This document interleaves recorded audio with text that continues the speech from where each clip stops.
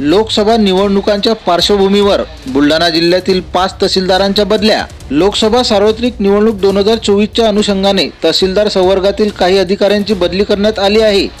यात एकूण 21 अधिकाऱ्यांचा समावेश असून बुलढाणा जिल्ह्यातील 5 तहसीलदार बुलढाणा जिल्ह्यातून स्थानांतरित करण्यात आले आहे। पीपल्स टाइम्सला प्राप्त झालेल्या माहितीनुसार उपसचिव अजित देशमुख यांच्या शासकीय आदेशानुसार बुलढाण्याचे तहसीलदार रुपेश खंदारे यांच्या जागी यवतमाळ जिल्ह्यातील दारव्हा या ठिकाणाहून VM कुंबरे बुलढाणा तहसीलदार म्हणून नियुक्त करण्यात आले आहे।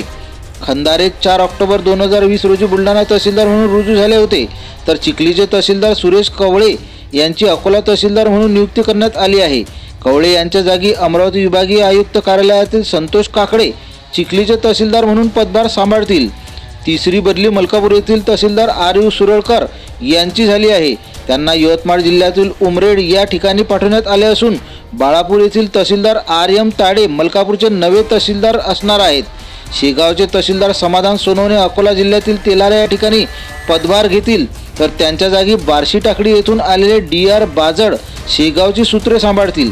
संग्रामपूर येथील तहसीलदार योगेश वरटोपे वाशिम येथील जिल्हा अधीक्षक कार्यालयात स्थानांतरित करण्यात आले आहे।